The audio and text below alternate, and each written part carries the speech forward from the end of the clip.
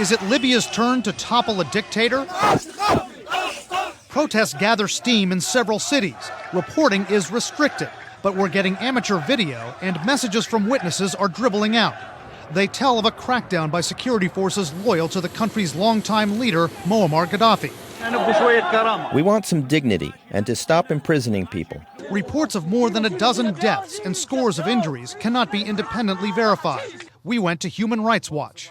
What are your people getting from witnesses in Libya about this crackdown regarding arrests, injuries, possible deaths? Yeah, we've been in touch with people in Benghazi who've told us about security forces beating demonstrators pretty seriously, lots of injuries.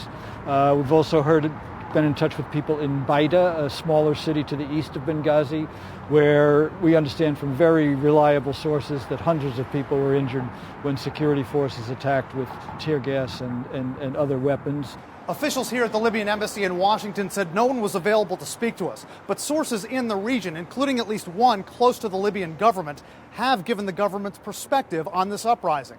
One source says Gadhafi is acutely aware of the discontent and has been moving to address citizens' grievances.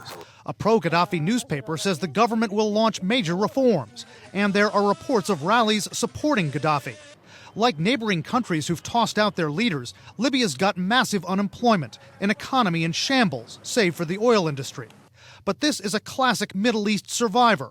Long a fixture on the U.S. government's list of terrorist sponsors, Libya's now off it after Gadhafi struck deals to get rid of his weapons of mass destruction, pay reparations to the Lockerbie victims' relatives, and to help America in the war on terror.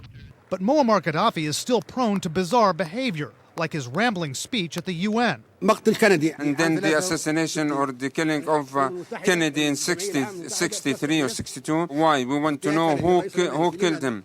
What's his secret been for 42 years, staying in power? How's he done this? Well, it's a combination of tribal politics, patronage, paying off tribes, keeping them happy, and punishing his enemies by throwing tribal members out of school, out of government jobs, really taking a ruthless approach. David Schenker also says that Gadhafi routinely changes his country's laws. He makes entire ministries disappear, and he doesn't even have a functioning legislature. He says this is a nation ruled by one man's whim.